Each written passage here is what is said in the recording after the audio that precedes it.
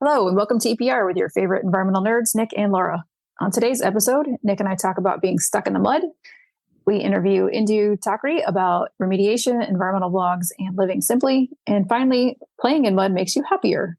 I have no sources for this other than my own childhood, but I also found it on the internet, so it must be true. There we go.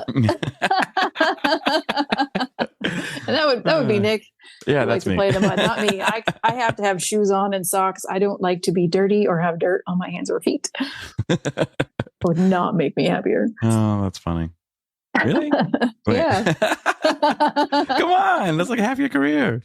Oh, wow. We're learning new things even now. How about that? Right? No, even when we got on the boat, like after sampling, I had to like put shoes back on. That's funny. Yeah. Oh, that's funny. Oh, enough of that. Hit that music.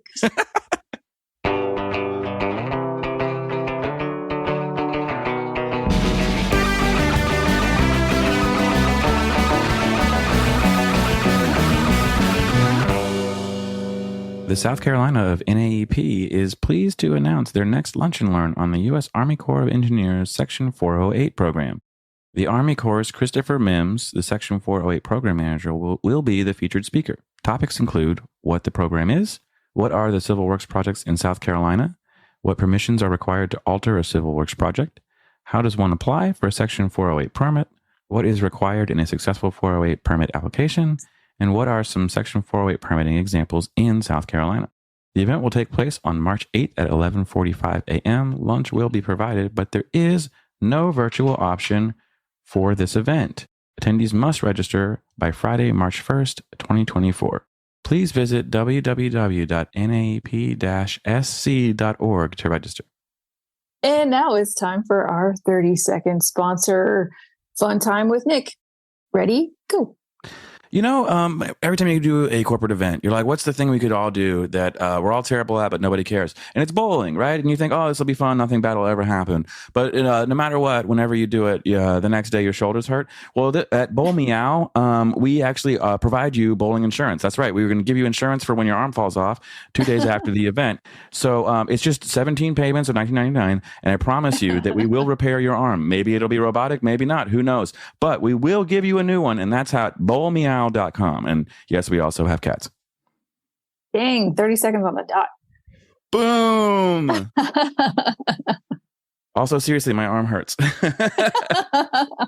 from bowling. There's always a bit of truth.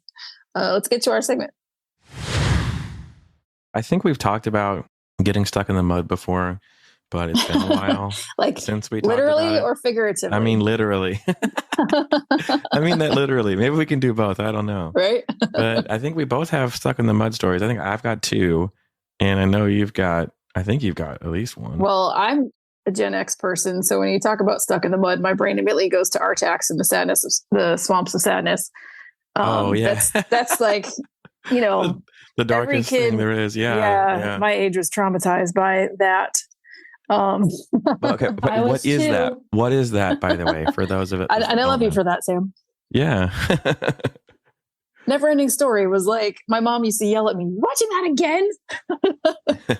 It was on repeat in my house. If it came on, what was it, like Turner Network channel or something, showed movies, you would just watched it. Like classics, it wasn't like before where it was like on demand. It came on and you were like, I'm sitting on the couch for the next 2 hours. Right. And when the horse Artax it's not the kind of thing where like Artax is supposed to get out of the swamp where he's sinking, but he doesn't. And then like the first time you saw that as a kid, you're like, I mean, I still cry when I see it now, but even thinking about it is very sad. Yeah. Yeah. But as a kid, you're like, isn't he supposed to get out of there? Yeah. What do you mean he didn't get out? Is he going to show up later? Nope. He's gone. Too sad to continue. Yeah. Yeah. So critical moment in movie history. No kidding. I mean, but every kid, you get those moments. Like Bambi was like one of the originals, right? Oh. Where he's asking for his mom and you're just like, oh no. And yeah, it's crazy how they do that. How do we get here, by the way? I asked for mud stories and we're starting to cry already. I can't do this. It's too early. You started it. Yeah. So do you have a lighter mud story than that? Do I have mud story? I mean, the second place my brain goes is seagrass monitoring. Mm-hmm. And there's just some of the seagrass beds you can walk in. And then there are some in the estuary where you're like sinking to your knees in muck. Yeah. Yeah. And it's just, it's like, it's in there and it's kind of scary and gross. But it's just interesting how the different substrates are different. But yeah, that's the mud stories. And then, I don't know, I've never actually like gotten stuck. I don't recall, like in a truck or something like that. Doesn't mean it didn't happen. I just don't remember it. Yeah. Block out the bad, right? Right. How about you? I mean, well, so you talk about the salt marshes and, estuaries, like that is like the muckiest muck there is. And I have seen someone literally not just down to their knees, but all the way down to their waist. So I took one step and then zhoof, like we had to like get two people to pull this person out because they were so stuck. But no, I mean, I'd say the power of safety protocols, right? I remember as a grad student, when you're young, you're kind of like, I don't need people to be with me. I could do all this by myself. I don't need help, blah, blah, blah. But I do remember one of my advisors telling me, if you ever get stuck in the mud, sit down. And I'm like, what? He's like, sit down. He's like, and then try to get air underneath your boot, which you can't do when you're standing because you're putting all of your weight on that spot. And so you're like, you're going to sink further and further and further. So you displace your weight and you lean back and you can start working your boot out, and then you'll hear the air go, and then it'll come right up. And that was actually like disturbingly accurate. I don't know how I did that. Yeah, it was. So, and that's exactly what happened to me. So I actually was trying to find, there was always one turtle when I was doing my turtle research that literally would cross the swamp, and no matter which side I picked, it was always wrong. And it would do like, I would do it 3 days in a row on one side and he'd 3 days in a row on the other. And I'm like, okay, well, day 4, he's definitely going to be over there. And then he'd come over. I'm like, you son of a, So yeah, this one particular day, I was like, you know what? I'm going to find the narrowest part of this swamp and I'm going to walk across it. And I can do this. I believe in myself. And it's, dead of summer, humid as all get out. And there are no trees. This is just a swampy, gross mess. And I'm like, I start to get across and I'm like halfway across and then stuck by myself again, foolish. And then I'm like, oh, I can't get my foot out of this thing. And I'm like, okay, I gotta do what he said. See if that works. Otherwise, this is my home, And yeah, sure enough, it worked. I sat on my butt and wiggled myself out and then crawled back. About as dirty as I could have been. Right. Cursing that turtle even more than I was already, So yeah, that was a life lesson. And, there's a reason you don't walk across a wetland. Which I should have known, right? But I was just really frustrated. I was like, how did he do it again? How is he on the other side again? And so, yeah, maybe that's my testosterone got the best of me that day. I don't know. Yeah, right. You're bested by a turtle. I'm like, I'm walking across the swamp, No one's stopping me. Oh, except the swamp. I'm so sorry. Swamp. And, now you know why the turtle was on the other side. Yeah, right. Just laughing at me the whole time. Over here. Yeah, exactly. Oh, it's too funny. And so, yeah, that was a good life lesson. And, you got to you need to be out there with somebody else too. Because if I couldn't have gotten out of there, it's, bad reception. And people know that I'm out there, but they don't know where I am out there. Mm-hmm. Could they have found me? Probably, but you don't know how long it'll take. And that's kind of scary to think about, truthfully. Yeah, it was really dumb. That was a bad decision that I made that day. So yeah, we used to sample single on these turbidity monitoring sites when I first started working at the government. And I was adamant. I was like, no, we're going to bring 2 people. This is ridiculous. Cause we were climbing up on things and unsolid banks. And I'm sure, I'm like, I must have stuck in the mud stories that are just blocked because it's kind of like, I feel like I remember losing shoes. I remember getting on the boat and the boat is just full of muck on the bottom of the boat. So people are tromping around in muddy spaces and getting back on the boat. And so I must just block this out of my brain. Cause it's kind of no fun also to lose your shoe, fall over, covered in mud. But hey, good times. You got to do it for science, right? Yeah, exactly. And that was really fun. Even being stuck was kind of funny. I was mad at the time, but not really, it was just a good time. It was just kind of an amusing story for later. I was like, I got stuck in the mud today, guys, you know? Right. See, it's like I looked terrible. I looked like I had been through a war. Yeah. What happened to you? Yeah. We can tie that back to the figuratively part where, if you're down in the muck, stuck in the mud, just, you can laugh about it later. Yeah. I mean, and, it's funny you say that. Like, that's the kind of the thing. When you get stuck in the mud, like literally, you're supposed to take a second, don't panic, and sit on your butt and think about the best way to get out of here. And that's good advice when you're actually stuck in the mud. Figuratively. So there you go. Yeah. But yeah, it is interesting. I think a lot of times we get in a point where, what do they say? Every like 7 years or something like that, you kind of need to do something different because your brain has just kind of moved on. Even if you haven't, you're done with it. You know how to do the thing, the rhythm of the job. So you need a new challenge to kind of keep yourself engaged and invested. And sometimes that's where people will get stuck, is like, hey, I'm doing the same thing over and over again. And even if it's different, it's still the same. I know how to do it. It's kind of funny. It's like, I was in a call yesterday, and one of our leaders at Dawson was like, just try to take a call from a different place.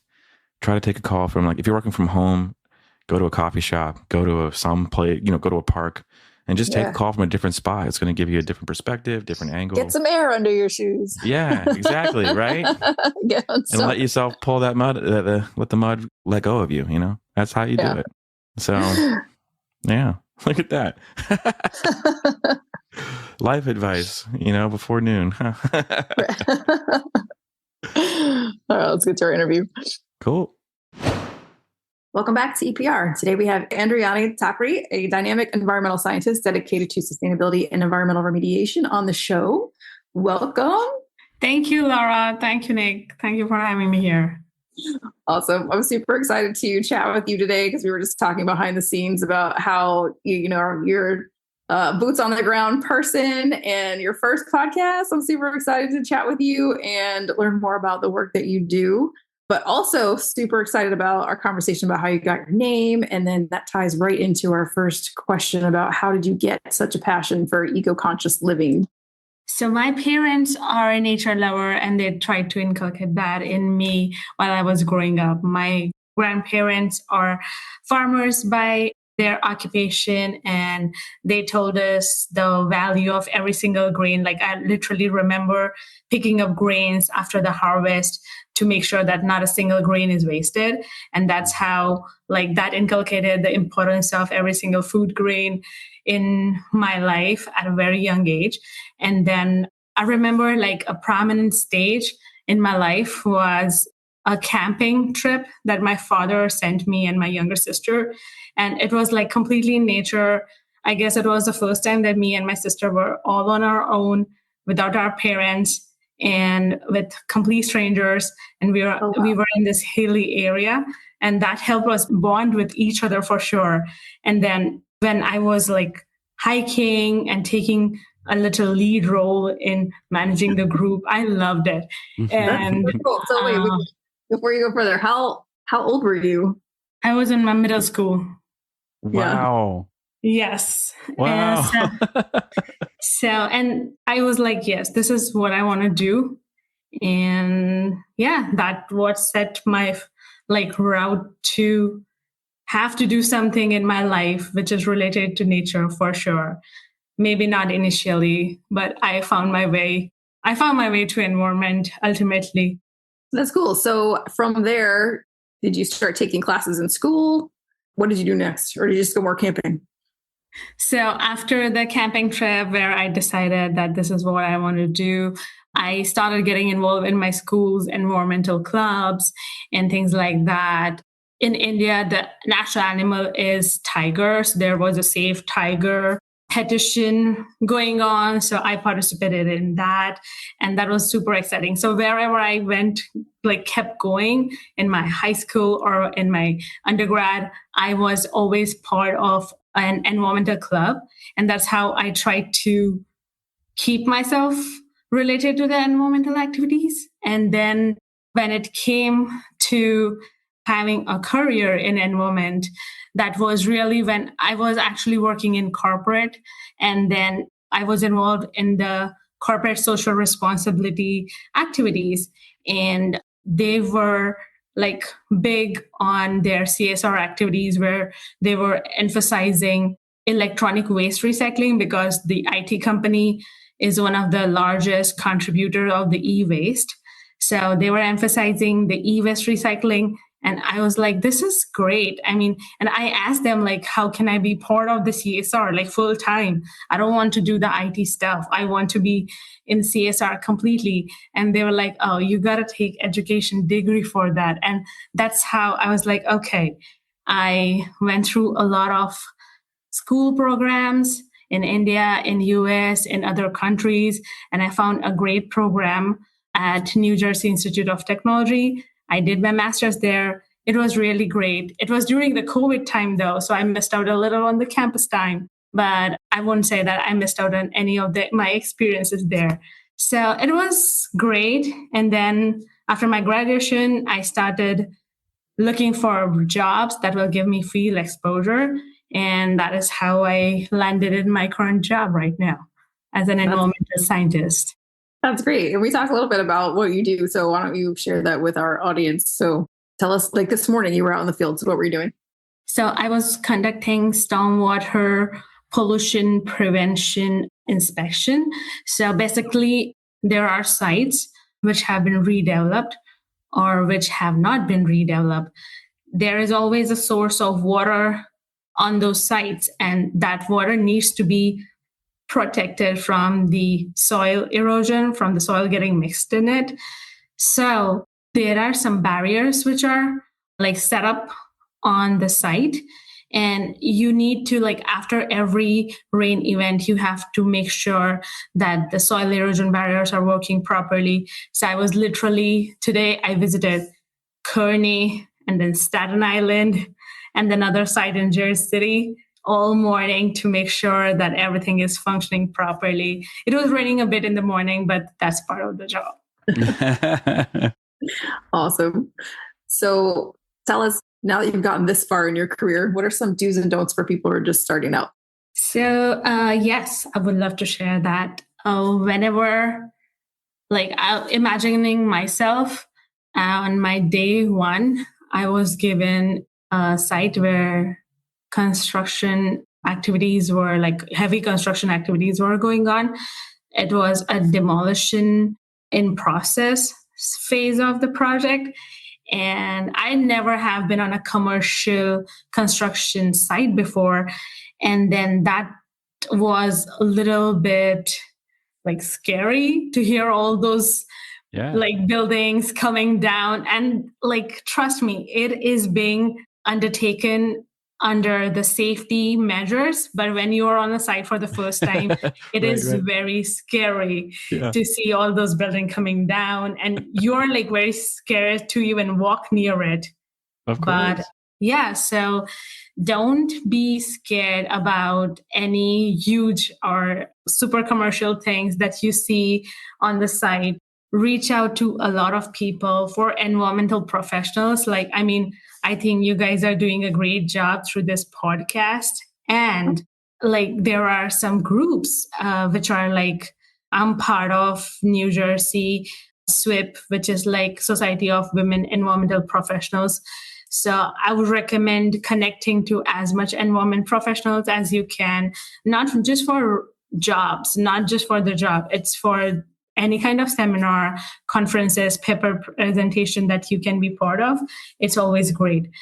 So yeah, those are like do's and don'ts. Make friends on the site. The construction contractors, most of the construction contractors that I have worked on with, they're like 60-year-old, 65-year-old, and they come with the experience of 40 years in the same field. So it's a little hard to convince them that this is how the project manager wants you to do things, because they're like, oh, we've been doing this for a long time. Don't try to tell us. But we have to tell them that this is a scientific and engineering way. And it is a lot about collaboration. Any environmental job is a lot about collaboration between a lot of teams. That's fun. Is that what you'd say? Because it's like you're speaking with a lot of joy in what you do, which is really, really cool to hear. Is that what you say is your favorite part about it? Is it that kind of collaboration, both on the job and off? Yes. I mean, the last project that I was working on in Staten Island really gave me an amazing experience, taught me even life lessons, I would say, like how to really approach to people that you might be scared of sometime. But then, like some of the people that I was super scared to talk to because I always thought that they had bad tempered are one of my best friends in life. And they're like 60 and 65-year-old people. But yeah, they're really super, super awesome. And they taught me a lot of things. And you can make use of their experience, to be honest. Like whatever they have experienced all their life, they have learned, they just pass on their lessons to you. And that is great. I just think you should keep your mind open and, like make friends on the site. That's very important. Yeah, I love that. I love hearing that. And it's funny you say that too. I think we've talked on the show about, people have a perception of what other people are thinking about them. And so does everyone else. So we're all thinking about what other people are thinking about us instead of, really like the issue you think you have may not be the one that you actually do. So that's pretty fun. But like, so what are you learning from these people that you've met? What are some of those life lessons? First of all, they are trying to Americanize me a lot. They're like, you never had an apple pie. They will tell me like 30-year-old movies. Yeah. And they try to really try to tell me very funny stuff. And it's hard to decide when they are pranking me and when they're like being serious. Right. So, but it's fun. Like my friend just told me to try watching the shitty Bang Bang movie. And I was like, guys, like you will turn me into an American who's like 30-year outdated American. I need to be a this like 21st, 22nd century American. Like we can help you with that. We barely get along with our nephews and nieces, and I'm like, okay, perfect. Yeah. So we have like you're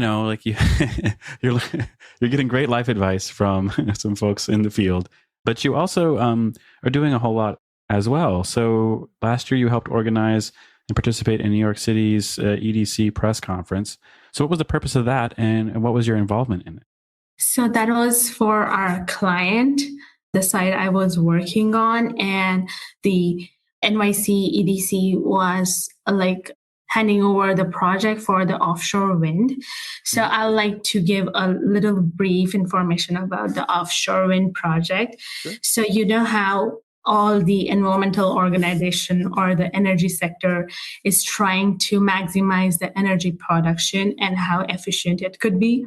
And wind energy is one of the great resource for the energy which is required for producing electricity or any form of energy. So basically, the offshore wind project is trying to establish these huge windmills in the middle of the sea or along the ocean because the wind is strongest along the coast or in between the ocean, and that gives the windmill like a better efficiency to produce electricity. This has already been implemented in some of the European countries, which I actually spotted from my flight trip from India back to US. And like, I wasn't sure what it was. And I didn't notice that this looks like a windmill. I didn't know how close we were flying from the ocean level, but I did notice it. And I tried to find it on the Google map, and there is a offshore wind project out there in the ocean. Oh, wow. NYC EDC was on the site to hand over the project, a part of the project on my client's site. And it was great. Like I got to talk to so many city representatives and members of NYC EDC. And I had not imagined that like through my client site work, I'll get an opportunity to talk to them. Great. And they also talked about how they are starting some initiatives in the Staten Island College for students so that they can encourage students to get training in the offshore wind or the wind energy production engineering and start training them, and the jobs will be right there in Staten Island. So I thought it was great, and I was really impressed with the whole press conference feel. It was great. That's really cool. And like, were you nervous to speak to people, so many different people that are really important and prominent? Did it even cross your mind, or is it just like, hey, I'm going to go out there and say hi? I wasn't sure what I'm going to say, but like, you just have to ask them, like, what are they feeling about that thing that we are having a press conference about. They always have something to tell you about, like, hey, what do you think about this? Or not super fact-based questions, but just to start an interaction, you can just ask them how they're feeling about it or what they like the most of this project. And there you go. That's your icebreaker right there. Perfect. That's exactly what I love that. I love it. And it's like I say, the curiosity you have is really, really fun. And I love to see it. One of the things we do on the show too, is we love to talk to our guests about who they are as a person, not just the work that they do. So you love to read and we love to ask difficult questions. So here we go. What's a book you would recommend to our listeners? Maybe something you're currently reading or something you've read, or maybe an old classic, whatever it is. But if it is a book from like the 1950s, maybe more current. Maybe more current. Recommendation from one of your old construction guys. I don't know how much like they would recommend a book, but at least my friends, they're like super construction guys, and I don't want to bust their secret, but they make fun of me while I'm trying to use sunscreen on the site. And I'm like, guys, this is serious. And they think that sunscreen is like just fake. So so that's the generation gap that I face or experience on the site. They don't believe in sunscreen. But yes, my current read is it's actually right here. Do the Hard Things First by Scott Allen. I'm not a huge fan of self-help books, but I'm trying to read this because I just wanted to try like what this book is about. Like it really, the title itself is very intriguing and I'm halfway there. And it's a great book about like some quick tips that you can implement every single day in your life to make yourself more productive. And I think it's great. Yeah, I'm enjoying it. But otherwise, I love fictional books. I'm a huge fan of the Hunger Game. Like it's an old trilogy, but their prequel movie just came out. Right, that's right. So I'm waiting to watch it. So yeah, I would recommend Hunger Game a lot. So yeah, I don't have a lot of educational reads on my list, but my site remediation professor gave us an assignment to read Silent Spring by Rachel Carson. Yeah. That is like an environmental classic. Oh yeah, that is straight up the environmental book, pretty much. Yeah. Yes. Very so cool. I would highly recommend that book to everybody. It's great. It's a great start. Yeah, they're revolutionary, actually. Yeah, it really, really is, and it's incredible to think when it came out.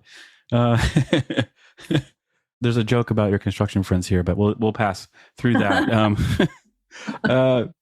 You're also a self-proclaimed roamer, and you're talking to two travel nerds as well. And you have about 100 Hello People vlogs of all the places you've visited since 2014. So okay, wait, now you're teaching me something. What is a Hello People vlog? What is that? So, like, you know how the YouTuber era bloomed when I was in my undergrad from 2012, and like the YouTuber era was blooming, not Instagram that much during 2012, but definitely YouTube era. And there were so many YouTubers around. And like, I always loved traveling. My parents like made sure that we make a family trip every single year. And my both parents actually love taking photographs, but just like, I just thought like just with the photographs, you won't be capturing as much fun moments, definitely beautiful moments, but not as much fun moments like which you can do with a video. So I started taking Hello People videos, and they actually start like, hello, people, I am here today. So, I would say like what day it is and how's the weather, and like a little bit like a weatherman. But that's awesome. yes, and then I will tell a little bit about this is what we had for breakfast. Initial phases were like so stupid, so silly, but then this is what we had for breakfast, and now we are doing this just to capture what we are feeling in that moment. Yeah. But then later on, I kept doing it, and I was like, okay, I can mention this. This is a fun fact about this place, but I'm never going to publish it. I'm super embarrassed about how I sound in those videos. Oh no. But yeah, don't watch them. I don't listen to the podcast. Yeah. Laura really doesn't. It's so funny. Yes. And I recently got a drone to like make obviously I cannot do the hello people, but then in drone, there are a lot of features that you can like just take an overview. So yeah, like that hello people video has evolved into drone videos now very recently. And I'm having fun with that. It's funny you say that. I literally was at the beach the other day and there was there were dolphins everywhere just going bananas, but I couldn't see what I'm assuming they're eating something, right? If I only had a drone, if we only met a few days earlier, I could have borrowed your drone, but yeah, no, it is fun. I mean, I recommend not disturbing other people's privacy. Make sure that, but drone is fun. Yeah. Realizing really what you capture after coming home is just awesome. Yeah. And maybe like 20 to 30 years from now, we'll see the videos that you made and that'll be really fun. And but before I don't know if I will still release them. Okay. But before we get off, though, you have to tell us some of your favorite locations and something. You have to give us one nugget of maybe not the video, but like just something that you liked. Like what's a place that you really loved and you really enjoyed? Okay. One of my favorite vlog is definitely from India because I recently moved to the US. Like it's been like 4 years. So, and 2 years was COVID. So wasn't traveling a lot. Right. But my favorite drone shot is definitely the Vermont fall. And it was just amazing to get to record the Vermont fall at its peak. This was fall 2023. And yes, it was mesmerizing, the colors. And I had not seen like perfect fall like in Vermont and New Hampshire before that. So the colors, you can see the road. I was like, oh, this is National Geography right here. And yeah. And my favorite vlog is with my family trip where I'm making everybody say, hi, you're on the video, say hi, hello people. I was trying to tease them and my dad recorded it. So I think that was very funny when I was trying to teach them how to be in my video log, which nobody's going to see, but they cooperated. So I'm happy. Yeah. That is wonderful. It was super fun. Well, now it's time for a little slot on our show called Field Notes, which you should be familiar with. The part of the show where we talk to our guests about memorable moments doing the work in the field. And we encourage our listeners to share their stories using the hashtag Field Notes so that we can read them on a future episode. So do you have something fun or interesting, scary that's happened to you since you first started doing this work? I have a very funny story from my side. So when I started on my side job, your company obviously tell you what are the safety precautions and what's the proper PPE that you should be having and carrying with you all the time. I think, and one of my site was like super muddy, not risky, but super muddy, which is part of the job. And like, you just have to forget everything and get the job done. Mm-hmm. So at that time, I had not I forgot my waders at home and I was supposed to do a sampling, which was like a lot of muddy area. And I remember being stuck till like deeper, like till above my knees in mud and my colleagues trying to like really pull me out of the mud. And we were like trying to do everything while keeping all the samples secure, which we had like collected. Yeah. And yeah, it was very funny, but I was so nervous because I think it was like my initial first 2 months and I was super nervous, like what my project manager would say and what they will think that she's not capable.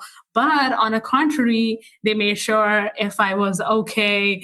And although we all laughed about it after, they were like, these are if you think something is not safe, just make sure that your manager knows. Like, nobody's in environmental field, nobody's gonna force you to like just get the job done even if it's unsafe. Safety first. All environmental professionals definitely should preach this, especially the managers should preach this, that safety first. Whatever you do, make sure that you're safe. And I think like they were super supportive, and I was like, thank God, like this is great. This is what you want in your team. 1,000%. Yeah. And yeah, I've been there. That's all I'll say. I've been there. Stuck in the mud's no joke. No, it's not. And it's scary. I mean, we've all at least lost a shoe. Yes. Yes. Seagrass monitoring, that's mud under the water. Yeah. And I cannot see where it went. Yeah. I mean, gosh, I had a person in front of me literally take a step and then their entire leg just gone. Like they went from being 5'5" to, 3'5", like instantly. It was like, oh, well, don't step there. Got it. That was crazy. That was assault. Yeah. Especially when there's a lot of snow and you're not sure like what is underneath on a new site, like you haven't done the complete inspection and you're not sure where to step and where not to step. Oh, this is one more funny thing. Like when you keep going to a site so often, you understand the step and non-step spots on the site. Yeah. So, but when it's freshly snows and the site is new, it's so hard to. So what you mentioned, Nic, like when somebody just took a step and they just went down, that is very bound to happen. Yeah, that's why you always have to have friends. That's why friends are good. True, makes like friends. Yeah. So, okay, that makes me think of another question, because I'm picturing you're from a warm place in the world, and now you're talking about watching where you step in the snow. So, how's that been for you? That change? Honestly, I mean, I love all the warm. But I was getting tired of getting the suntan every single time. And I also I think I enjoy the winter in the US. Not so much when you have to go on site every day, because that just like become part, and cleaning the car and cleaning your work truck, because like all that snow's sitting on your truck, and then you have to start at 5:30 a.m. for your site. So you're waking up at 4:30 a.m. cleaning the truck first, making sure that it's safe to drive. So that is not super fun part, but yeah, I love the cold. That's great. All right, I've got one more question for you. You mentioned in your profile that you are living simply. So what does that mean to you? So simple living, or living simply, like you said, Laura, like I think it is really about making very mindful decisions about whenever you're purchasing every single thing, even if it's a paper napkin, making sure like it's sourced properly, how it was produced, and how sustainable it is. I mean, I said paper napkin, but that's a wrong example, because even paper napkin are like getting used once and they will be thrown out. So they're like, living simply is, I believe in living a minimalistic lifestyle, like not having a lot of stuff. And honestly, it has helped me a lot, like living clutter free. And when there's not a lot of things around you, it helps me to like direct my flow of thinking.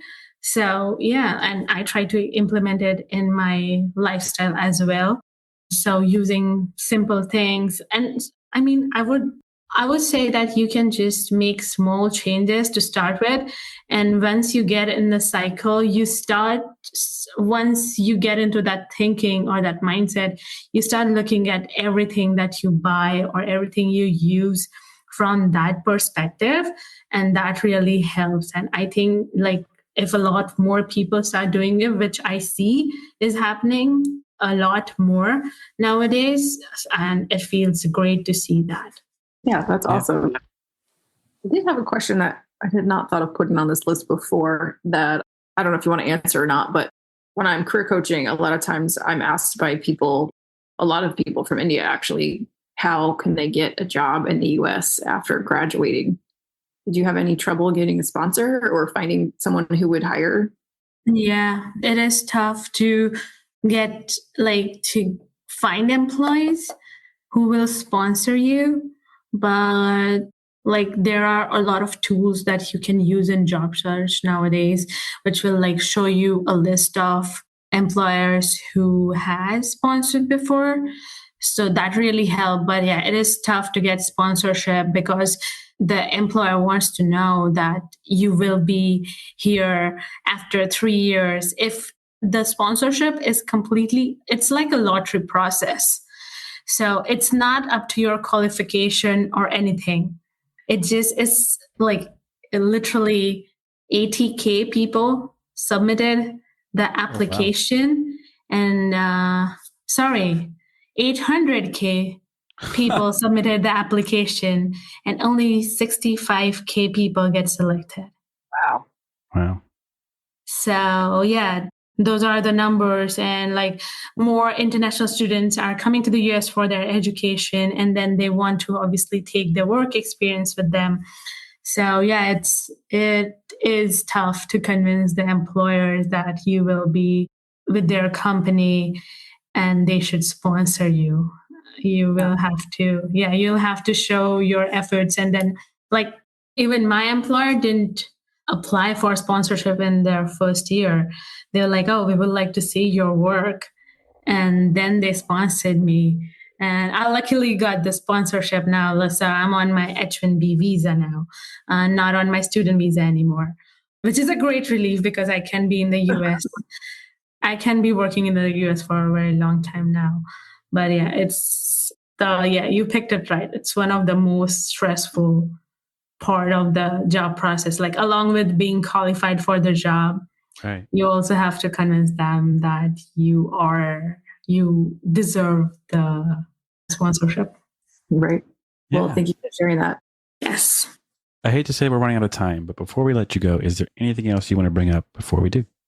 Yes, I'd like to leave a little note that I think that we should all try to have a cradle-to-cradle approach to our lifestyle, which means whatever you're buying or using, it should get used again and again. And even when you're disposing it, it should help something or someone out. And that could include eco-friendly purchasing, focusing on how you can reduce the waste, how you can be more energy efficient, and try to save water. It's very important. Thank you. Very, very cool. Last but not least, if people want to reach out to you and ask you or just connect with you, since that's one of those things that's really important to you, what's the best way for them to do that? I'm available on LinkedIn, so my name is Indrayani Thakare, and my LinkedIn profile can be searched at linkedin.com/in/ITHAKARE. So that's me on LinkedIn. Active on LinkedIn, and I can be reached out here if anybody wants to talk to me. I would love to connect. Very cool. Thank you so much, Indu. Really enjoyed it. Thank you so much, Laura, and thank you so much, Nic, for having me here. This has been awesome. Thank you. That's our show. Thank you, Indu, for joining us today. Please be sure to check us out each and every Friday. Don't forget to subscribe, rate, and review. Bye. See you, everybody.